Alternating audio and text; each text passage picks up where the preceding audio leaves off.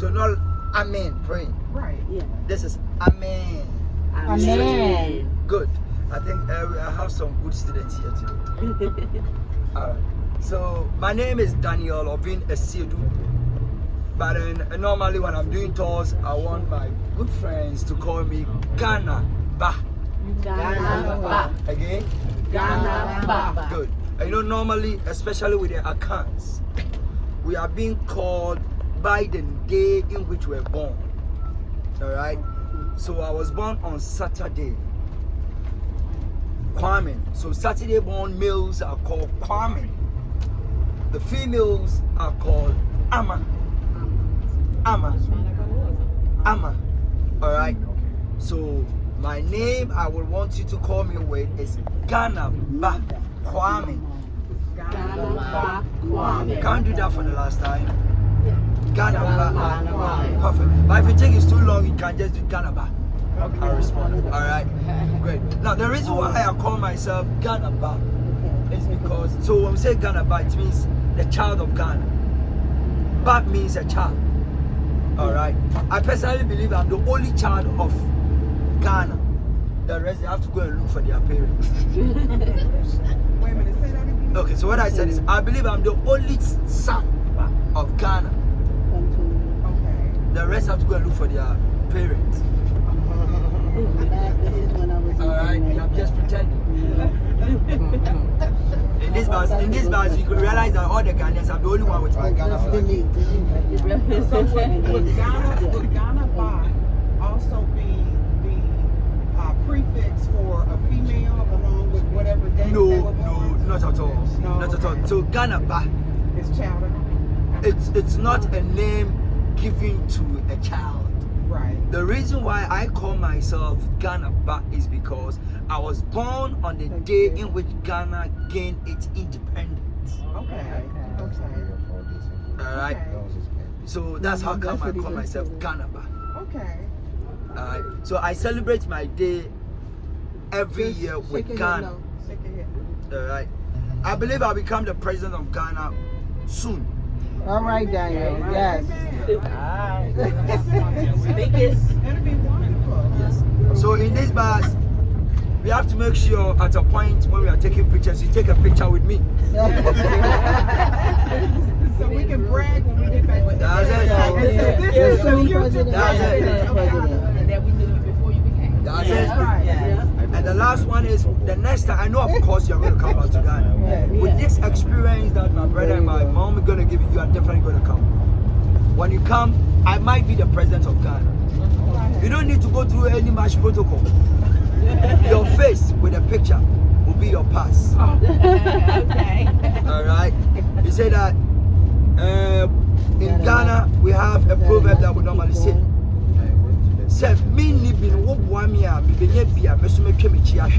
Meaning, when I was nobody, if you took me as a good friend and you treated me well, when I get to the top, I will never turn my back against you. So now in this bus that I'm not president, the way you are smiling to me, giving me the thumbs up, then you push on. All right. I will also never forget you. When I become president. All right. Great. I'll come back with the introduction of myself. But currently where we are right over here is the Burma camp. We have the Airwax Sports Stadium right over there to our left hand side. Now this particular area, all the way to the airport, when you are coming, I don't know, let me ask this question really quick. Who can tell me the name of the airport? Name of the who? The airport. Accra. So Aquaba simply means welcome. And I'll tell you a little bit about Aquaba. So the name of the airport is Kotoka. Can we do that one more time? Kotoka. Kotoka. Alright, International Airport. That's the name of the airport. So all the way from the airport to where we'll be heading to, we'll be driving through very soon now. The 37 military hospital used to be a security zone for the British. No black person could come around this area. In your own country. Yes, in our own country. So the airport was built as a military terminal by the British in 1946. during the Second World So War. when you do videos, you don't. You know, Ghana we were colonized by the British. So during that era, the British was in charge, and they built a terminal over there just to, for their aircraft to be parked right over there. When we gained our independence on the 6th March 1957 by Osajifo Dr. Kwame Nkrumah, Nkrumah did an expansion of the terminal that was built by the British, all right, and made it an international airport and called it Accra International Airport. And so that was the name of the airport when Nkrumah did an expansion of the terminal into the international airport. It was called Accra International Airport. All right. Now, like I said, the reason why the place is called Kotoka is because the man who led the coup to overthrow Nkrumah, who led the coup to overthrow Osajifo Dr. Kwame Nkrumah in 1966 was called Emmanuel Kwesi Kotoka. So later on, some good friends of Nkrumah also did a secret coup, picked him up and killed him too in 1967. So later on, when some good friends of his also got access to power, they renamed the place to Kotoka International Airport just to honor him. All right. Now, where we are to our right hand side is the 37th Military Hospital. The 37th Military Hospital. It was, you remember I told this entire area was a military zone by the British. So this particular hospital was also built by the British, not currently what we are seeing, but during the Second World War in 1941, they built it as a healthcare center just to take care of the British military. All right. Now, the reason why it's called the 37th is because it is the 37th hospital the British built worldwide. So, meaning during the Second World War, they built hospital centers, healthcare centers in different countries, and Ghana here is the 37th one that they built. Do you get it? All right. But later on, our former president, Flight Lieutenant Jerry Dorales, after the Second World War, when it was, handed over to government, they did an expansion of it and they made it an hospital. And our former president, Flight Lieutenant, also built other, buildings attached to it. And currently, as I start out, it's one of the biggest teaching hospitals we have in Ghana. So over here, they have school, basic school. Again, they have nursing school as well over here. All right, in Ghana we have almost about 9 teaching hospitals, and this is the 3rd biggest we have in Ghana. The biggest one is called the Colonial Teaching Hospital. That was built by the British governor called Sir Gordon Goggisbeck. The second biggest is in Kumasi, called the Okonfo Anochi Teaching Hospital, and over here is the 3rd biggest. All right, great. Do you have any questions so far? All right. So you remember what I told you about Kotoka? You have to really have that in mind. Yes, madam. I'm so sorry. Is the 37th hospital still in use? Like people can go in there and get help now? Yes. So like I said, originally it was built only for the military personnel. Yeah. All right. But later on it was open to the public. So currently civilians can also go there to receive treatment.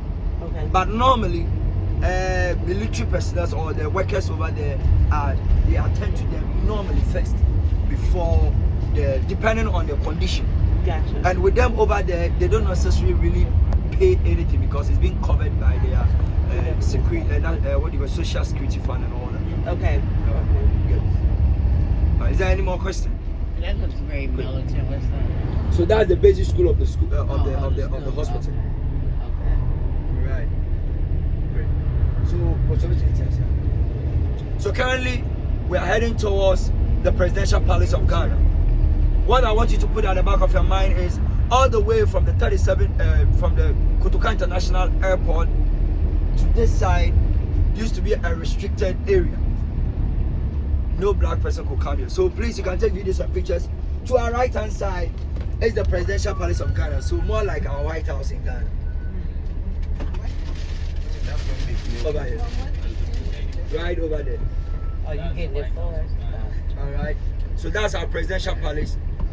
Now, Can we get in the center of it? Yes. No. So this At a place, red light. Oh. this place, the former building or the original building that used to be here has been pulled down because of the state in which it was. This new edifice we see over here was built by our former president, John Ejekun Kufuor. Alright, by the first president that got the opportunity to work and live here first. Not in this particular building, the old building that was built by the British. They were using it as an administration block. Was our first president, Osajifo Dr. Kwame Nkrumah. So Osajifo Dr. Kwame Nkrumah got the opportunity to work and live here first in 1960 when he became the president of Ghana. Now if you look at the architectural design of the building, what does it look like? It looks like a Negro symbol. You've done very well. Normally I hear of that. Some say it leads to like a monument and all that, you know. But who can help me? The Ghanaians, can you help me? What does it look like? Like a stool. A golden stool.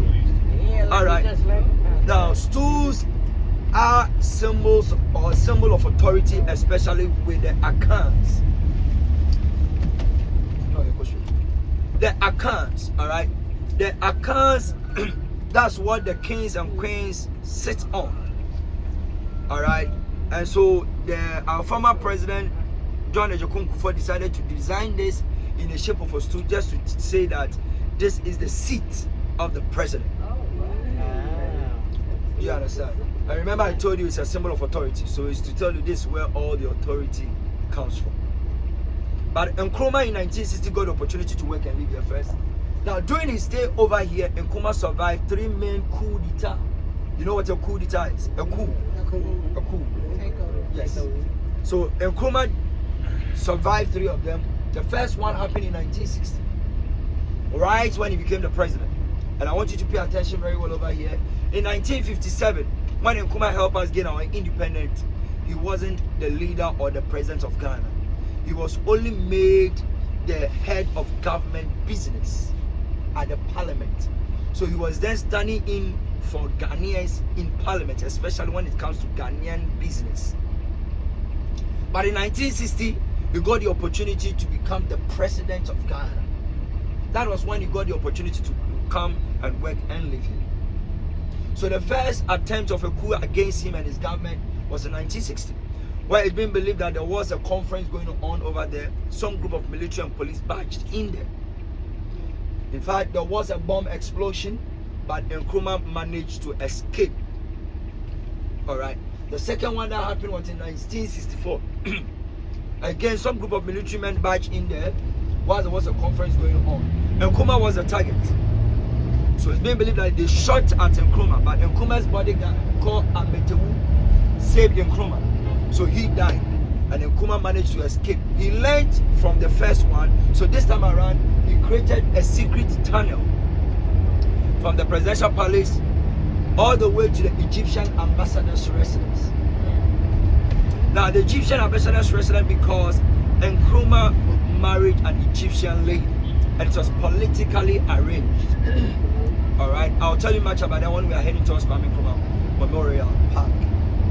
And that's how himself, his wife, and 3 children got the opportunity to escape through the tunnel. The last one that happened was in 1957. Alright, sorry, 1966, where some group of military members came together, led by Emmanuel Kotoka, the man whose name has been named after the airport. Kotoka led the coup to overthrow Nkrumah. Now this time around they succeeded because Nkrumah wasn't in Ghana. So they succeeded to overthrow Nkrumah. Nkrumah couldn't come back to Ghana, so he went to Guinea-Conakry, where he was made a co-president. So in the history of Africa, it's only Nkrumah who has become a co-president in a different country.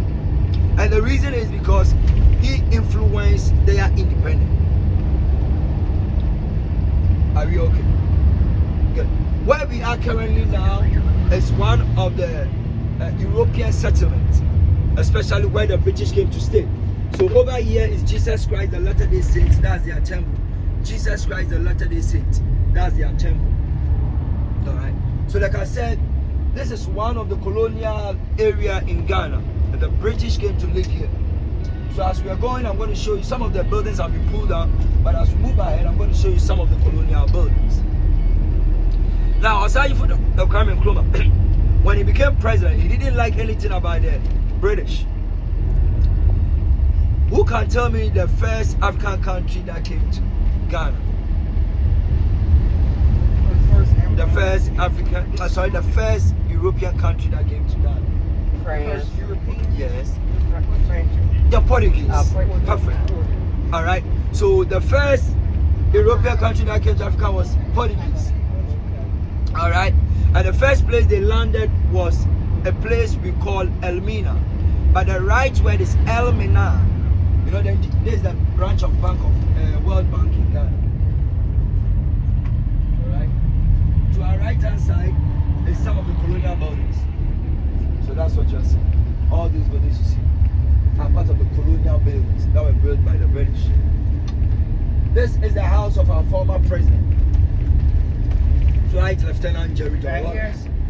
Yes, our former president.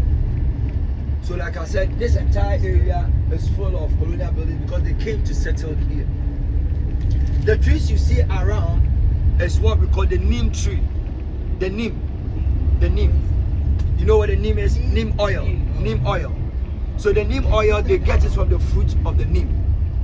Alright. Mostly as you're driving through Accra or even Ghana, areas that you see a lot of neem surrounding a particular house or particular area, it means the Europeans came to settle there, especially the British. Now, the reason why you have these neem trees surrounding them is because they were using it as a borderline to prevent mosquitoes from coming into their domain. The scent of the neem drives away mosquitoes. And so the first neem was brought all the way from India by the British. And the first place they planted it was at the Christianborg Cast. But currently, the mosquitoes in Ghana have also, upgraded. So the scent of the neem cannot really drive them. But what we do is you go for the leaves, you dry it for about 3 to 4 days. You put fire in it. The smoke that comes out drives them very quickly. It's also very good in treating of typhoid and malaria. During the COVID days, I was one of the frontliners for Ghana Tourism Authority.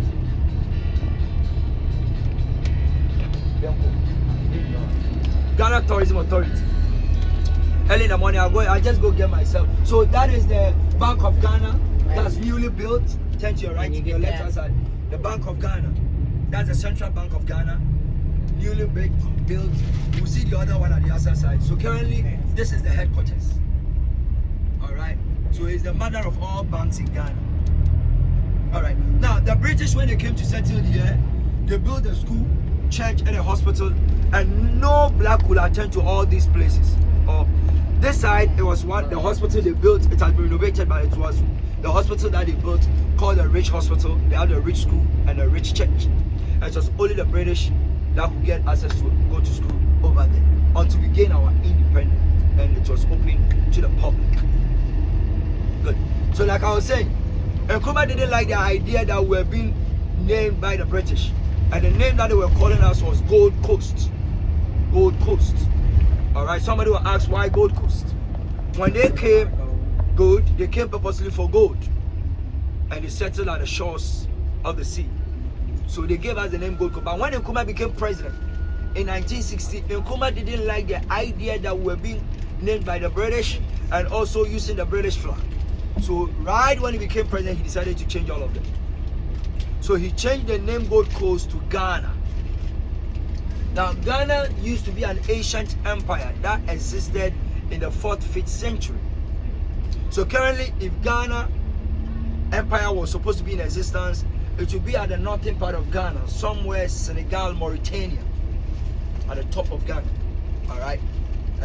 So when we get our independence, Nkrumah believing that we are the most powerful African country, because we are the first African country in the Sub-Sahara to get independent. Alright, so Nkrumah went for that name Ghana. That simply means a great warrior. So that's the meaning of Ghana, a warrior or a great warrior. He went for that name. Alright, the next thing Nkrumah did was to change the flag because we're using the British flag. So he decided to change the flag to what we have over here. So here we have the red. The red representing the struggle and the toil of our forefathers, all the way from the slavery days till we even gain our independence. Over here, we don't call it yellow, we call it gold. Then here, gold representing our minerals.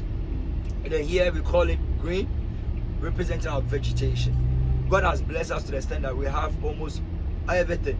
We have gold, we have good vegetation, we have cocoa, we have coffee, and all that. The black star you see over here, Nkrumah took the idea of the black star from the Black Star Line ship that was organized by Margus Garvey. You know, Margus Garvey was the one who organized a ship, namely the Black Star Line ship, bringing all blacks back to Africa, believing that the black man is capable of developing its own country. So Nkrumah took the life of Margus Garvey, W. Du Bois, and Haile Selassie as his mentor. Alright, so that's how come we went for this black star and put it there. Again, we said it represents the whole of Africa. Alright. Now, when Nkrumah became president, it was only about 7 African countries that are then gained their independence. And all these 7 African countries were at the northern part of Africa. And even after that time, they never believed they were Africans. That's Egypt, Morocco, Tunisia, Algeria, and the rest. Alright. But then when Nkrumah became president, because he had a vision to unite the entire African country, and that's how he became the #1 threat, especially to the Americans. And Nkrumah decided to unite the entire African countries. And at this time from 1960 to 1966, Nkrumah helped almost about 20 African countries to gain their independence. Remember I told you that Ghana was the first African country in the Sub-Sahara to gain independence. So looking at just 6 years, helping almost 20 African countries to gain independence, and Nkrumah, whether he likes it or not, he will become a threat. Alright, and so that's how come everything was done for him to assassinate him. Currently, yes, you're looking inside.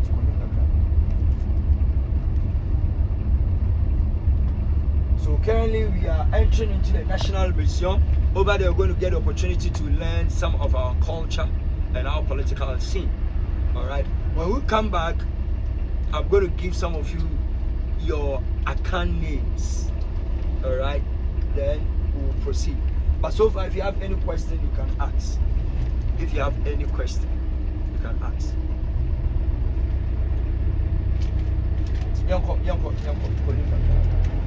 I see a lot of buildings. A lot of those buildings made British. Yes. And that's why the conditions are what they are now. So you gotta keep it in a way until those of African descent come in and be restored. Yes. And you see, some of them too have been kept like that because of the history backing it. Yes.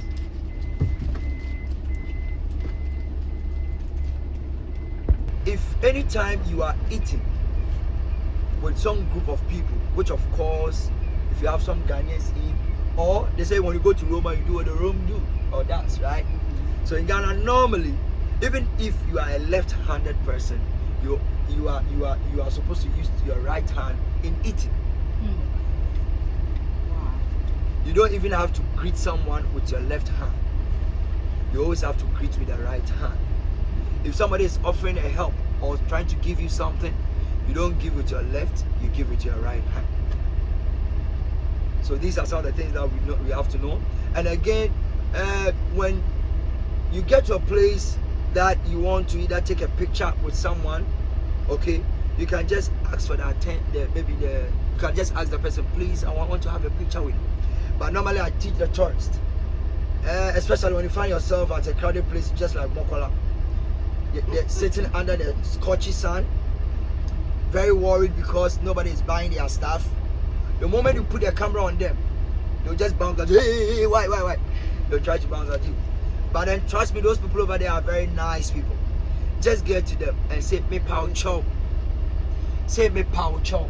Me power chow. Can you repeat that again? Me pao chow. Me power chow. Me pao chow. Me power chow. I want to take a picture of you. So you can't say everything. So you just say me pao chow. Me pao chow simply means please. So the moment they hear you speaking their local language, then they will open up. Me pao chow. That simply means please. Then you can just go on to take your pictures. Alright. Then Good. they want you to buy something. Yes. Now if you want to buy anything, well, I was going to wait when we get to maybe art center, then I will let you know. Anything you're gonna buy, buying in Ghana here is normally by bargaining. Apart from the malls, that it comes with price tags. The rest are by bargaining. All right. So how good you are in bargaining will determine the good price you go home with. Especially at the art center, when we bring foreigners or when you go there because of your accent alone and your appearance, they know you are not a local person or you are not a Ghanaian. So the price will double it. So what you have to do is we tell you people to divide whatever amount they mention into 3. So when they mention 1,000, you divide it into 3. They come up a little by little. Alright. But you don't worry, when we get there, I'll give you all the strategies. Alright. But personally, I sold there for almost 4 years when I was at university. So I'm good in bargaining. Right over there. Now one thing is, because you have some Ghanaians among you, myself, I'll be around. When you go in and you see something you really want to purchase, you can call on us. We'll help you do the bargaining. Alright. One thing I don't want you to do is, alright, so we can go now. Your right hand is 1, it shows respect. The issue is in Ghana, most of the time, anything filthy, we normally use our left hand. So anything what now? Filthy. Filthy. We use our left hand. Like When you using go to the the bathroom, bathroom. you wipe Let's with keep your it, left hand. make it Uh-huh. plain. With their hand. They wipe with their left hand. Right. They eat with their right and they wipe their behind with their left. So you never do any, Yeah, because it's considered If you unclean. greet somebody, you need to put out your right hand. Your right hand. Never your left hand. Yeah. Practice just put your left hand behind your back so you don't make a mistake. So a left-handed person would really struggle with Yes. that. Yes, that's what he was saying, yes. Uh-huh. Yes. Especially when it comes to eating. See, I learned When that you when I have- used to eat with them. yeah. They showed me I had to eat with my right hand. It's not just Ghana. So I guess we gotta It's learn to West wipe with our Africa. left. It's the Yes. same way in Senegal, same way in Nigeria. It's the same way. Yeah. Okay. So Look, I learned that lesson. Learn years to ago. wipe with your left. we are quickly going to come down. When we get to the main session. Okay, so this is the National Museum, and you're all welcome. Now, before we start, I have to give you a brief summary about the place. So, the setup that I'm going to go through is defined as unity in diversity. Now, when you look at yourselves, everyone here is unique. You are unique because you are different. Talk the way you talk, you dress the way you dress. Now, humans are designed to be different. So you're never going to see two same people anywhere. Okay?